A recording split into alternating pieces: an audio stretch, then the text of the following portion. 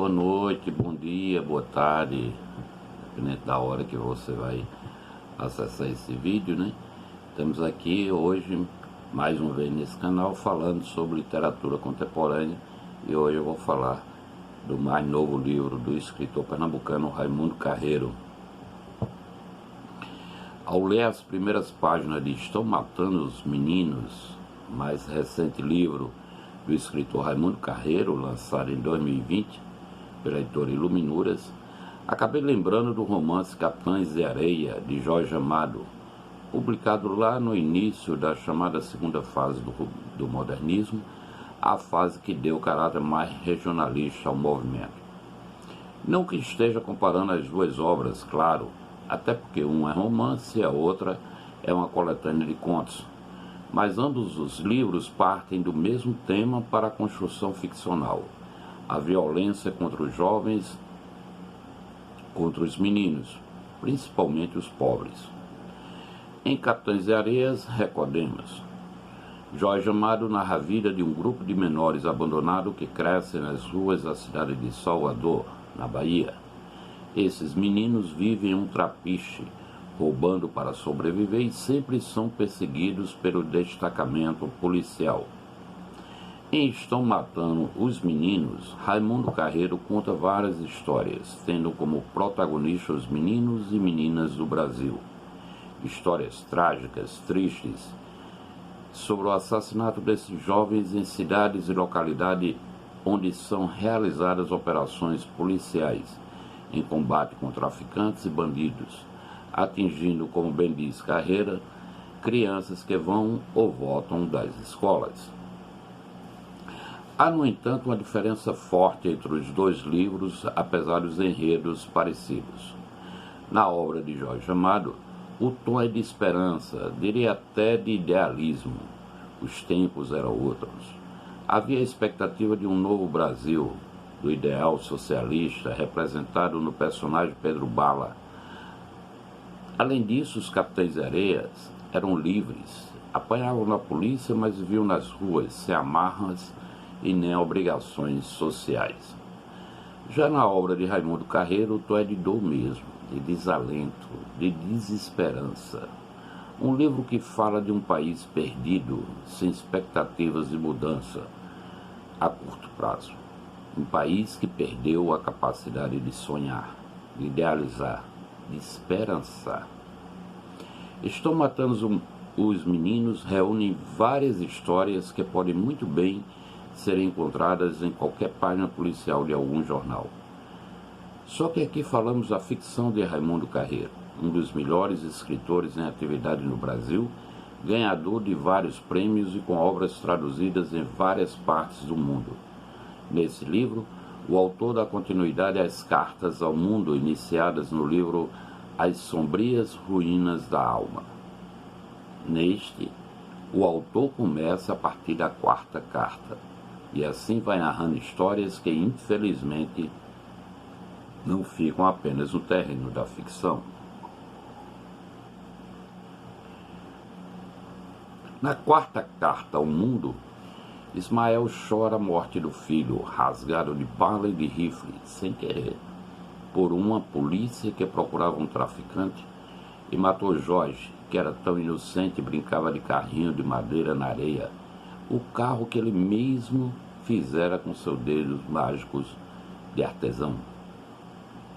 Nem na escola o menino estava salvo da morte. Escola é uma espécie de passe livre para o crime desses bandidos milicianos, sem bom dia nem boa tarde, e matam. Sem sorriso, porque menino pobre não pode sorrir. E o pai, coitado, é chamado apenas na hora de reconhecer o filho no necrotério, e ainda tratando o policial com a reverência do sim senhor. E Emanuele, pernas tão finas e leves, ainda no Lago dos Cisnes, morta pelos homens. A pequena bailarina levada num caixãozinho para um carro funerário. O João dos Aviões sendo pisoteado pela bota de cano dobrado do policial. Estamos falando de crianças pobres, e menino pobre não brinca, pede esmola, digesse quem para o alto e para o gol sempre. Afinal, fome é vício de pobre. Pobre passa tanta fome que acaba se viciando. Assertiva feita no conto Tortura em Dia de Fome, um dos melhores do livro.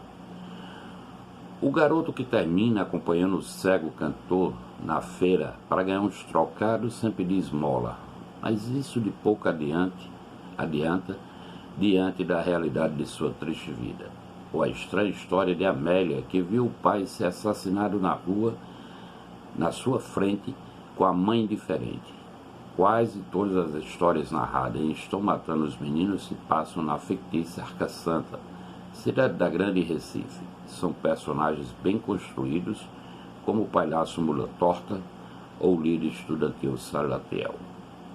Na sexta carta ao mundo, último capítulo do livro, Carreiro introduz outros temas no livro, além do genocídio das crianças, como a Covid no conto O Mausoléu dos Nossos Amores. Aliás, um dos melhores textos de ficção que li sobre o tema da pandemia.